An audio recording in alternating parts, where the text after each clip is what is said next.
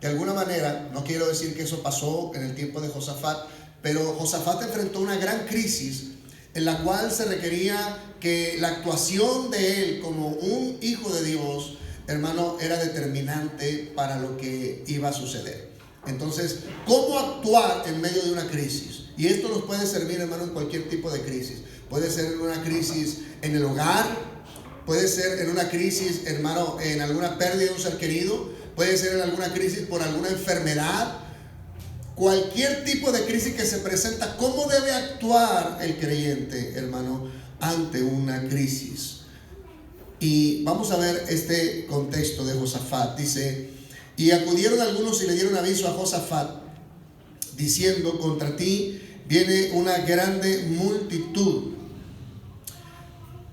y ellos están del otro lado de la mar. Es decir, lo que vienen a decir a Josafat, hermano. ¿Quién era Josafat? Josafat era uno de los reyes de Judá, del pueblo de Israel. Recordemos que el pueblo de Israel, hermano, en el tiempo después de Salomón, cuando Salomón muere y se queda su hijo Roboam, hermano, decide escuchar el consejo de los jóvenes y no de los viejos. Y esto, de alguna manera, su actuar trajo una ruptura en el reino de Israel. Se parte en dos el reino, de los cuales 10 tribus se van hacia el norte y se les llama las tribus del norte o el reino del norte, que son 10 tribus, y eso se le llamó el reino de Israel. Y quedaron 2 tribus en el sur, que era Judá y Benjamín. Estos 2 tribus conformaron el reino del sur o el reino de Judá. Y en ese reino, aquí en este tiempo, estaba Josafat. ¿Ok? Josafat fue un hombre, un rey que reinó en Judá y que fue temeroso de Dios. Es decir, el capítulo anterior de lo que estamos leyendo, hermanos, nos dice que Josafat inclusive anduvo en los caminos del Señor. Él se esforzó, hermano, para que el pueblo conociera a su Dios. Enseñaban la escritura. Él tomó a los principales, tanto los sacerdotes como los gobernantes, como los levitas, y les enseñaba al pueblo del Señor lo concerniente a la ley, lo que tenía que ver con la ley de Dios. Les enseñaba la palabra. Y Josafat, amado hermano, fue un hombre que temió a Dios. Dios le dio grandes victorias. Él pudo hacer una reforma religiosa en el tiempo que él reinó, hermano. Él buscó al Señor, pero no lo buscó solo, sino que motivó, animó a toda la nación de Judá a que buscaran a Dios. Y él puso el ejemplo para buscar a Dios. Vemos que Josafat era, hermano, un ejemplo para la nación. Qué lindo es esto, hermano. No era un ejemplo para hacer mal, era un ejemplo para hacer bien. Josafat fue el ejemplo para muchos que se determinaron, así como ese joven llamado Josafat empezó a buscar a Dios y Dios lo prosperaba. La nación empezó a seguir a su rey. Josafat era un hombre temeroso de Dios, hermano. Pero, hermano, yo quiero decirle algo: el que nosotros busquemos a Dios, eso no nos priva de experimentar tiempos de crisis, hermano. No sé si me estoy explicando, hermano. Jesús dijo: cualquiera que me sigue tiene que tomar su cruz cada día. Es decir, morir. ¿Por qué? Porque van a venir luchas, pruebas. Amén, hermano. ¿Estamos conscientes de eso? Que no estamos exentos de las circunstancias de la vida, hermano. No estamos exentos de que algo acontezca de forma fortuita, es decir, de forma repentina en nuestra vida y venga, hermano, de alguna manera a querer afectar nuestra paz, nuestro gozo. Nadie de los que estamos aquí como iglesia estamos exentos de esto, hermano. Todos podemos atravesar en algún momento de sorpresa una situación adversa venga a nuestra vida. Que de repente, hermano, usted se encuentre bien y de repente usted se empiece a sentir mal, vaya con el médico y el médico le diga: usted tiene un cáncer terminal. Ay, Dios mío. Esto puede ser posible aún para la iglesia, hermano. Pero ¿cómo enfrentar una situación así? ¿Cómo enfrentar una situación, hermano? ¿Con qué tipo de sabiduría yo voy a enfrentar situaciones de este tipo? Y como iglesia, hermano, yo quiero decirle algo: tenemos todas para vencer, hermano. No sé si me estoy explicando, hermano. Tenemos todo para vencer. Dice la palabra del Señor que en Cristo no hacemos más que vencer cuando actuamos con sabiduría. Amén, hermano. Santiago 1:5 dice que si alguno es falto de sabiduría, ¿qué dice? Pida a Dios. Pero versículos antes dice: ¿para qué se requiere esa sabiduría? Dice el apóstol: tened por sumo gozo cuando os halléis en diversas pruebas y tentaciones. Y usted dice: ¿cómo me puedo gozar en medio de la tentación? Bueno, pues para eso se requiere sabiduría de Dios. Santiago lo dice de otra forma, dice: tenemos por bienaventurados a los que sufren. Y usted dice: ¿cómo? El mundo dice: no, es una desgracia sufrir. No, el pueblo del Señor dice: es una bendición. A veces cuando entramos en procesos que Dios permite, hermano. ¿Sabe por qué? Porque Dios en medio del proceso estará con nosotros. Y si en medio de una prueba, en medio de una crisis, Dios va a estar conmigo, es una bendición que yo atraviese una crisis. Dice la Escritura, hermano, que Él estaría con nosotros en el valle de sombra y muerte. No dice que le evitaríamos, dice que Él estaría con nosotros. Y gozar de la presencia de Dios en medio de circunstancias, hermano, turbulentas, hermano, es una bendición para la iglesia de Dios. Y usted lo sabe bien, hermano, que cuando hemos atravesado crisis, pruebas difíciles, nuestro corazón no es el mismo después de atravesarlas. ¿Sí o no, hermano? Por eso dijo el salmista: bendice alma mía Jehová y bendiga todo mi ser su santo nombre. Bendice alma mía Jehová y no olvides ninguno de qué. Y empieza a hacer recuentos de lo que él atravesó. Dice: Él es quien perdona tus iniquidades. Él se acuerda y dice: cuando yo caí, cuando pequé como pocos reyes pecaron, la gracia de Dios estuvo conmigo. Él es el que perdona todas tus iniquidades, el que sana todas tus dolencias. Entonces él empieza a testificar del pasado, de lo que Dios hizo con él cuando él estuvo en medio de circunstancias difíciles, de crisis. Él testifica de cómo Dios estuvo con él. Hermano, Dios está con nosotros. Yo no sé si usted está atravesando un momento de dificultad. Gloria a Dios, mi amado hermano, porque Dios está con usted. Dios está ahí para fortalecerlo. Dios está con nosotros para levantarnos, para consolarnos. Dios está ahí para dar testimonio del poder de Él en nuestra vida, hermano. En medio de la flaqueza, ahí está el Señor para mostrar su potencia. Él le dice: bástate mi gracia, porque mi potencia en tu flaqueza se perfecciona. Pablo dice: entonces me gloriaré no en mi fortaleza, sino en mis debilidades. Porque cuando soy flaco, entonces soy fuerte. Es decir, porque cuando estoy pasando problemas, es cuando Dios está conmigo. Es cuando más siento la presencia de Dios. Mire, me decía mi mamá ahorita: hay una familia nuestra allá en Estados Unidos que andan apartados del Señor. Y ahora con todo esto que vino, dicen: es tiempo de buscar a Dios. Ándele. Claro que tiempo, Dios. Gloria a Dios, hermano. Muchos que andan tibiezones, muchos que andan, hermano, andan con el temor. ¿Sabe por qué? Porque no sienten la seguridad que trae estar con el Señor. Bendito sea su nombre, hermano. Andan temerosos, pero gloria a Dios, hermano, porque lo que Dios está permitiendo, gloria a Dios, porque es un acto de gracia. Está haciendo que muchos corazones que no le conocen volteen a verlo para pedir socorro, para pedir ayuda. Hay mucha gente buscando respuesta, buscando, hermano: se me está muriendo mi hijo, se me está muriendo mi esposa, ¿qué voy a hacer? Y empiezan a buscar a Dios. Hermano, entonces esto no es una desgracia, es un tiempo de gracia donde Dios está haciendo que corazones se vuelvan al Señor. Y que uno que otro tibio de la iglesia se afirme en los casos del Señor, se afirme en los caminos del Señor, hermano. Pero vamos a centrarnos en Josafat, porque no quiero desviarme del tema. Pero Josafat, aunque era un hombre temeroso de Dios, hizo muchas cosas buenas. Eso no quiso decir, hermano, que él nunca iba a enfrentar una crisis. Aquí este versículo nos dice que vino los amonitas y vinieron los moabitas, un pueblo grandísimo. En comparación con Josafat, el pueblo de Judá era una pequeña minoría.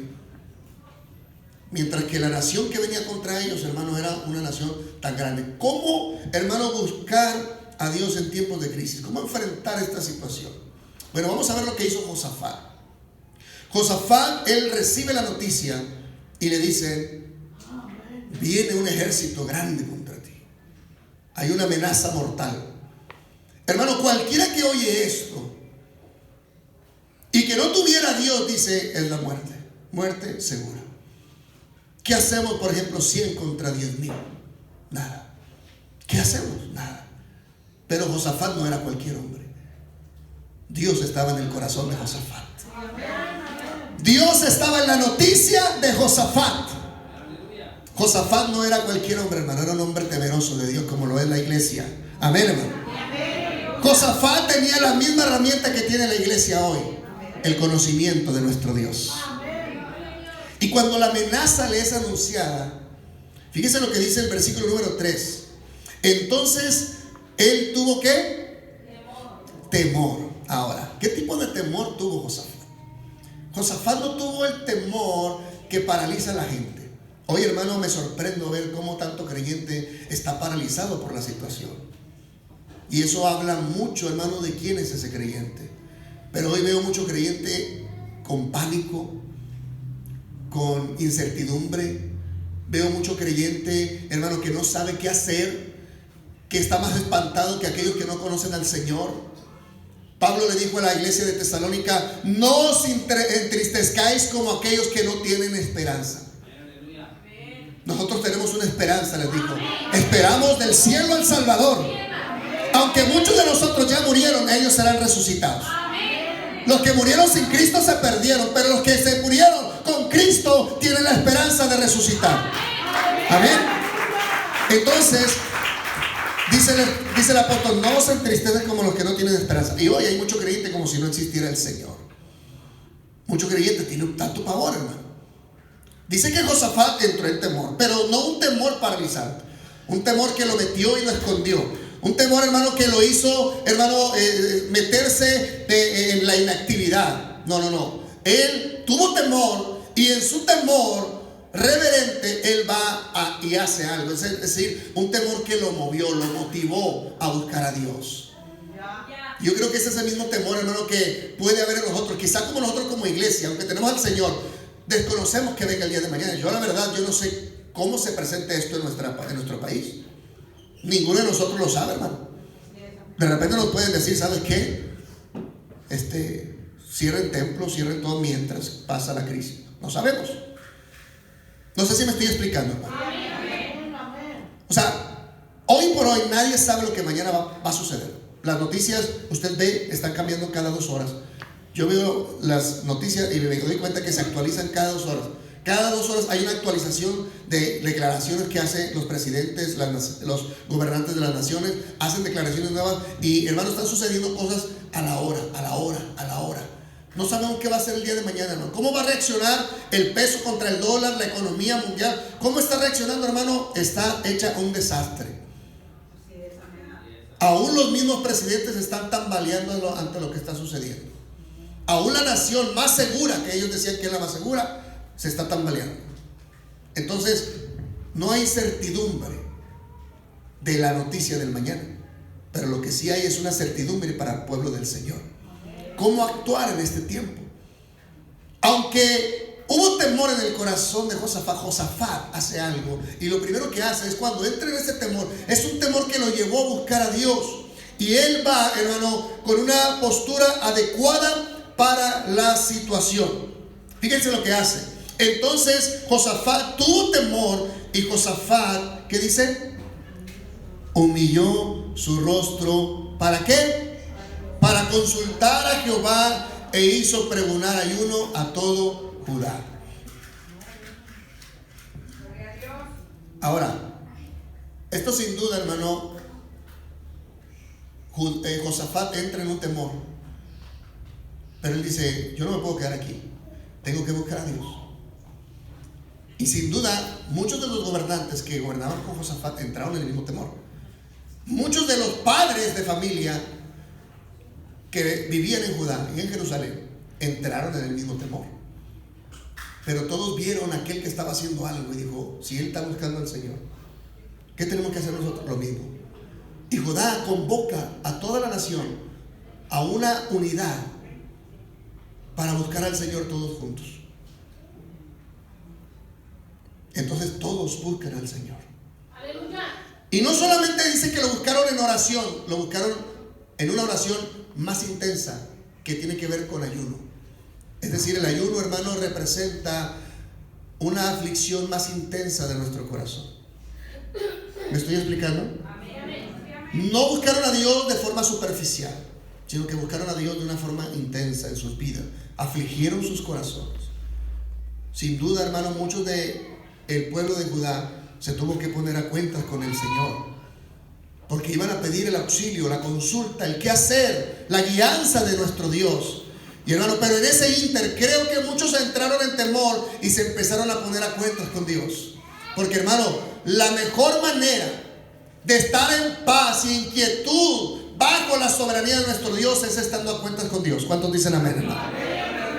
Y yo creo que ese es un tiempo en el que la iglesia, hermano, debe de considerar sus caminos, reflexionar sobre lo que está haciendo, cómo estamos sirviendo al Señor, qué es lo que está pasando con nuestra vida, cómo nos estamos conduciendo ante las circunstancias y delante de un mundo que no conoce al Señor. Muchos de ellos empezaron sin duda a ponerse a cuenta por causa del temor, pero eso no los paralizó. Fueron con Josafat y buscaron al Señor. ¿Qué es lo que se tiene que hacer en un tiempo de crisis? Dice Josafat. Si Josafat estuviera predicando aquí, nos diera una lección como maestro y dijera: pueblo del Señor, humíllense bajo la poderosa mano del Señor. Busquen al Señor en este tiempo de crisis. Pero no lo busquen de una forma superficial como muchas veces lo hacemos. Hermano, creo que este es un tiempo en el que nosotros como iglesia debemos de ser prudentes y hacer lo que nos toca hacer como un pueblo que tiene temor de Dios y que conoce al Señor. Son tiempos de oportunidades, hermano. No es tiempo para que nosotros nos vayamos y nos escondamos. No, es tiempo para enseñarle a un mundo que hay un Dios en el que nosotros confiamos, que es poderoso, que a pesar de la crisis el Señor puede guardar nuestro corazón, que a pesar de la crisis el Señor puede guardar nuestra vida, que a pesar de una crisis tremenda como la que estamos viviendo, el pueblo del Señor tiene seguridad en su Dios. Entonces Josafat busca a Dios, dice el versículo 3, y se reunieron los de Judá para pedir socorro. Vuelve a decir, ¿no? Primero lo van a consultar y luego ahora van a pedir el auxilio, el socorro a Jehová. Y también de todas las ciudades de Judá vinieron a pedir ayuda a Jehová. Pregonaron una ayuda. Ahora, fíjese lo que dice más adelante. Todos se juntaron. Qué linda es la unidad, ¿verdad que sí, hermano? Yo creo que hoy es el tiempo, hermano, en que nosotros más que nunca debemos actuar en unidad. Aquí no se trata de mí ni de ti, mi amado hermano, se trata del Señor.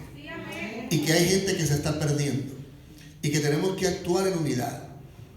Hoy es tiempo de cultos de oración, es tiempo de búsqueda de ayuno, hermano, al Señor, tiempo de estar con el Señor. Quizás se pueda, hermano, cancelar nuestras reuniones, pero hermano, eso no quiere decir que no mantengamos la unidad desde nuestros hogares. Hermano, no es para que usted y yo nos descuidemos, no es para que usted y yo, hermano, empecemos a hacer, al cabo ya no hay culto, pues vámonos para donde sea. No, hermano, si no nos podríamos reunir, la verdad es que estamos unidos en el Espíritu. En casa podemos tener nuestros devocionales, podemos tener nuestra reunión. No hay culto aquí, pero hay culto en casa. ¿Cuántos dicen amén, hermano?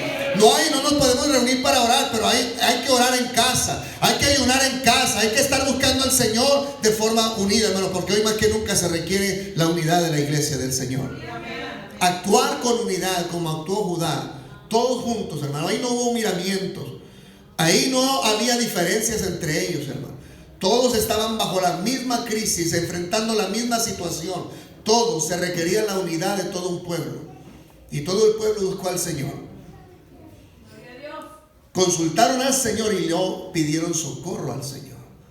Ahora, ¿qué dice Josafat cuando ya están todos juntos? Él toma la batuta y hace una breve oración. Veamos qué dice la oración. Dice: y dijo: Jehová, Dios de nuestros padres, ¿no eres tú Dios en los cielos y tienes dominio sobre todos los reinos de las naciones?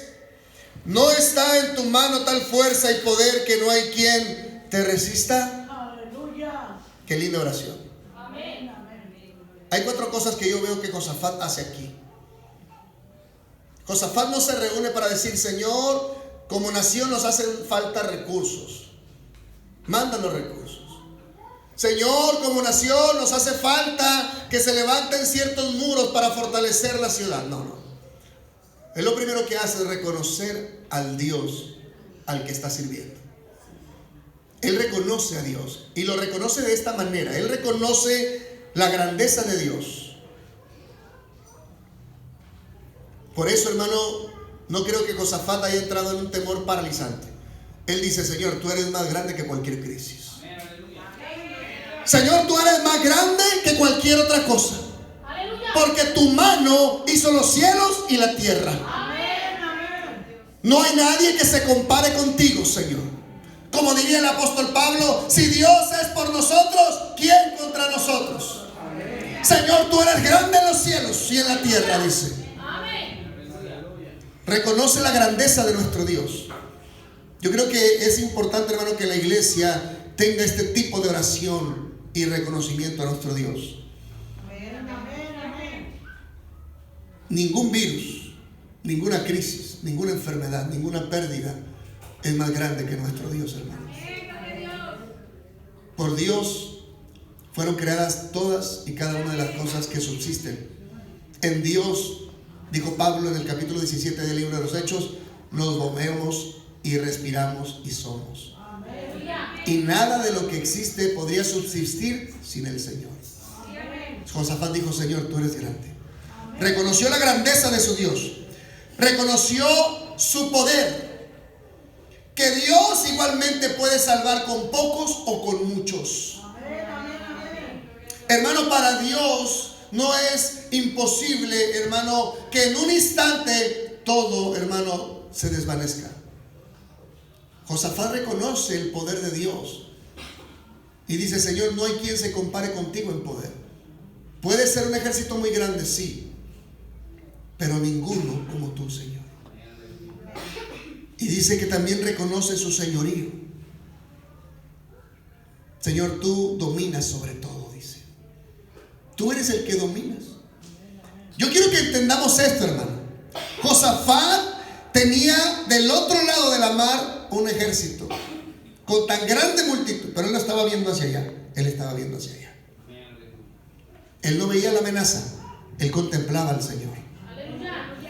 Hace poco predicaba y daba 3 principios de cómo una persona puede vencer en medio de cualquier adversidad.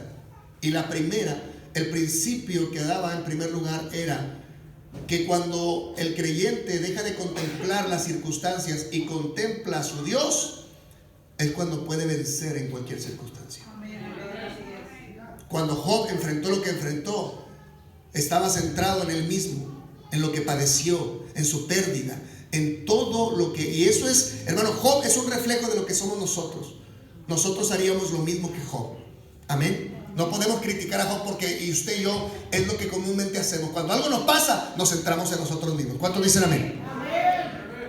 Y nos centramos en nuestras propias circunstancias. No, es que tú no pasas lo que yo estoy pasando. No, es que tú no estás sufriendo lo que yo estoy sufriendo.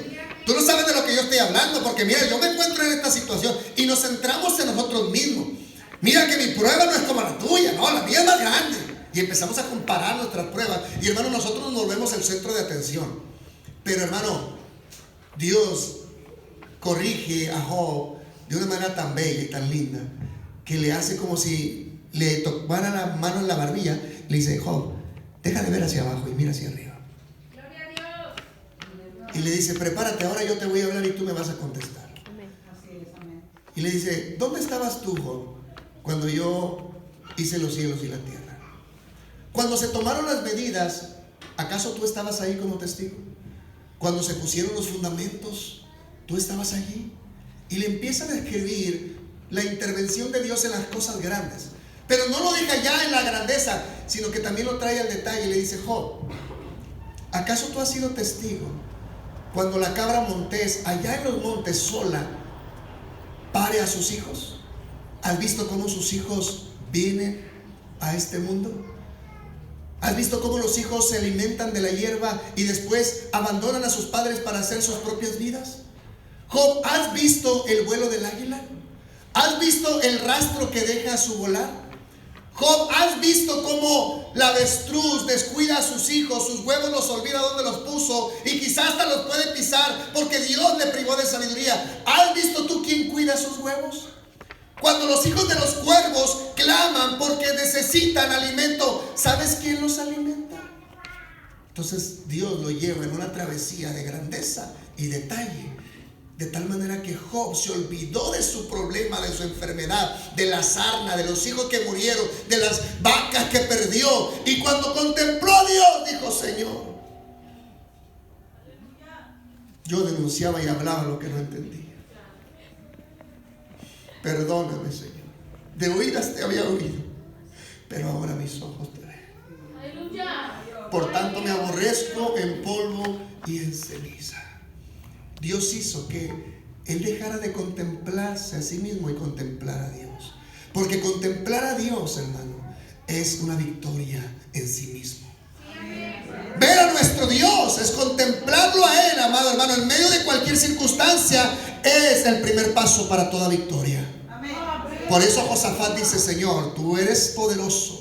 Tú eres el Señor, tú eres más grande que todo, tú eres soberano, tú sabes por qué este ejército viene contra nosotros. Yo no lo sé, pero tú lo sabes, y eso se llama tu soberanía, y yo la respeto, Señor. No te voy a cuestionar por qué a mí, por qué a Judá, por qué a nosotros, si te hemos servido. No, Señor, no estoy aquí por justicia propia ni mérito propio. Estamos de pie por tu gracia. Tú eres soberano, tú eres el que permite el por qué suceden las cosas. Señor, tú eres el Señor aquí. Mira, hermano, hay muchos predicadores hoy en día que empiezan a decir: no, yo decreto, y por mi decreto ese virus se va. Y empiezan a hablar un sinfín de torpezas.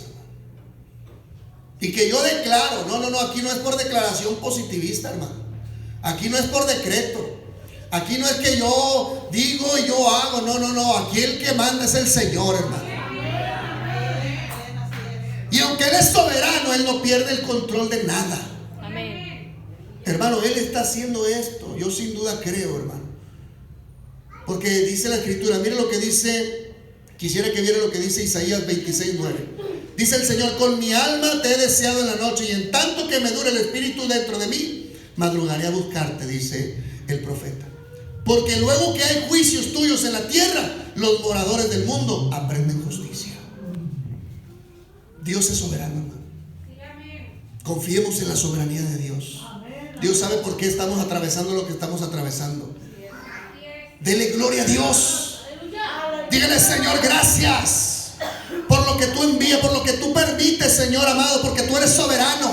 Aquí no hay poder del enemigo que actúe contra ti, Señor. Tú eres el Señor, tú eres el soberano, tú eres el que sabes todas las cosas. Tú sabes por qué atravesamos, Señor. Y Él acude y contempla la grandeza de su Dios. E inmediatamente, hermano, él apela a la palabra del Señor. Ahí en el versículo que sigue, más adelante, dice: Señor, cuando Salomón construyó este templo, versículo 9, dijo: si mal viniere sobre nosotros, o espada de castigo, o pestilencia, o hambre, nos presentaremos delante de esta casa y delante de ti, porque tu nombre está en esta casa. Y a causa de nuestras tribulaciones clamaremos a ti, y tú nos oirás y salvarás. Ahora pues, he aquí los hijos de Amón y de Moab, y los del monte Seir, a cuya tierra no quisiste que pasase Israel cuando venía de la tierra de Egipto, sino que se apartase de ellos y los destruyese, y no los destruyese. He aquí, aunque tú mandaste, dice, tú los dijiste a Israel que pasaran por otro lado, que no pasaran por ahí para que no los destruyera. Y aunque tú les preservaste la vida a ellos, Israel no los destruyó por tu misericordia. Tú quisiste que Israel se fuera por otro lado porque Israel los hubiera destruido. Y ahora, a pesar de que tuvieron misericordia de ellos, ahora ellos vienen contra nosotros, Señor, y nos quieren despojar de esta tierra. Y él apela a la palabra del Señor y dice: y aquí, ellos nos dan el pago, viniendo a arrojarnos de la heredad que tú nos has dado en posesión. Oh Dios nuestro, no los juzgarás tú, porque nosotros, fíjese qué linda oración, hermano. Dice: porque en nosotros no hay fuerza contra tan grande multitud que viene contra nosotros. No sabemos qué hacer, y a ti volvemos nuestros ojos. Qué linda oración, hermano.